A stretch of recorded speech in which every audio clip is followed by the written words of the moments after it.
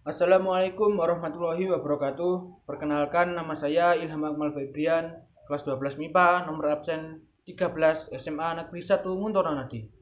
Pada video kali ini saya akan membahas materi gelombang mekanik pada katalog fisika. Langsung saja kita ke pembahasannya. Gelombang mekanik yaitu gelombang yang memerlukan medium untuk merambat. Salah satu contoh dari gelombang mekanik ialah gelombang suara yang mana medium udara sebagai medium rambatnya. Gelombang mekanik selain merambat juga membawa energi yang biasa disebut energi gelombang. Pada konteks gelombang suara yang merupakan gelombang transversal menyalurkan energi dari rapatan dan renggangan udara. Rapatan dan renggangan udara tersebut sebenarnya adalah tekanan udara. Secara umum, gelombang mekanik dapat merambat pada beberapa medium antara lain medium padat, cair, dan juga gas. Ketiga medium tersebut yang menyebabkan gelombang mekanik merambat lebih mudah ialah medium padat, kemudian disusul dengan cair, dan kemudian disusul dengan gas. Medium padat lebih cepat merambat karena molekul yang menyusun medium tersebut paling rapat. Semakin rapat suatu medium gelombang mekanik dapat merambat semakin cepat. Gelombang mekanik dibagi menjadi dua jenis berdasarkan arah rambatnya, yaitu yang pertama, gelombang transversal. Gelombang ini dapat didefinisikan sebagai gelombang yang arah rambatnya tegak lurus dengan arah getarnya. Contohnya yaitu gelombang tali, gelombang bunyi, dan juga gelombang air. Yang kedua yaitu gelombang longitudinal. Gelombang longitudinal adalah gelombang yang arah rambatnya searah dengan arah getarnya. Contohnya gelombang Slinky, gelombang pegas, dan juga gelombang seismik. Pada dasarnya, gelombang mekanik adalah gelombang terbagi menjadi dua yang bergantung pada arah rambatnya itu. Gelombang mekanik juga memiliki karakter tersendiri. Apakah karakternya? Mari kita bahas. Karakteristik gelombang mekanik. Ciri-ciri atau karakteristik gelombang mekanik secara umum yaitu yang pertama, gelombang mekanik membutuhkan medium untuk merambat. Yang kedua, gelombang mekanik memiliki panjang gelombang. Yang ketiga, gelombang mekanik memiliki frekuensi getaran. Yang keempat, gelombang mekanik memiliki kecepatan rambat gelombang.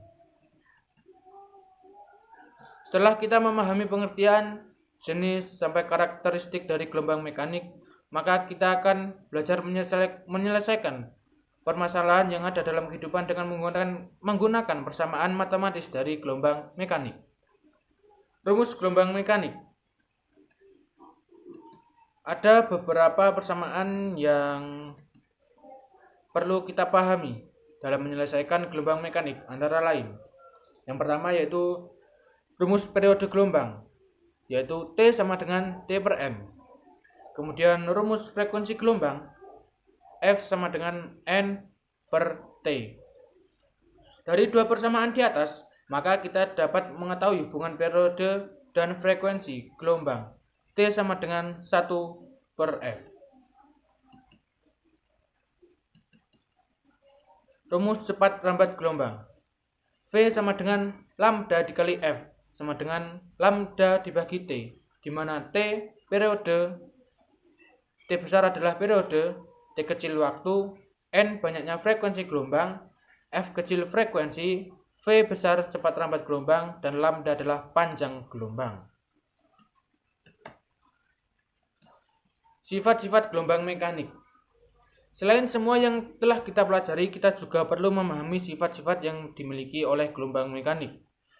Berikut ini adalah sifat-sifat yang dimiliki oleh gelombang mekanik. Yang pertama yaitu gelombang mekanik dapat dipantulkan atau refleksi. Yang kedua, gelombang mekanik dapat dipadukan atau interferensi. Yang ketiga adalah gelombang mekanik dapat dibiaskan, yaitu refraksi. Yang keempat yaitu gelombang mekanik dapat dibelokkan atau difraksi. Selanjutnya kita masuk ke penerapan gelombang mekanik dalam kehidupan sehari-hari. Yang pertama yaitu reflektoskop. Reflektoskop digunakan untuk mendeteksi cacat yang terkandung dalam besi tuang. Yang kedua yaitu kacamata tunanetra. Kacamata tunanetra dilengkapi dengan alat pengirim dan penerima ultrasonik, memanfaatkan pengiriman dan penerimaan ultrasonik, sehingga tunanetra dapat menduga jarak benda yang ada di dekatnya. Yang ketiga yaitu sonografi medis atau USG. Alat dalam dunia kedokteran yang menggunakan gelombang ultrasonik, yaitu gelombang suara yang memiliki frekuensi yang tinggi, yaitu 250 kHz sampai 2000 kHz, yang kemudian hasilnya ditampilkan dalam monitor. Yang keempat yaitu seismograf. Suatu gempa bumi atau ledakan dahsyat membangkitkan gelombang-gelombang bunyi yang dapat menempuh jarak perjalanan yang sangat jauh melalui bumi.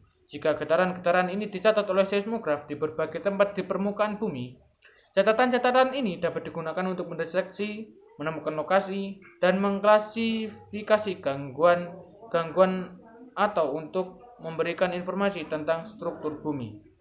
Yang kelima yaitu sonar atau sound navigator ranging. Untuk menduga kedalaman laut digunakan alat yang dinamakan sonar.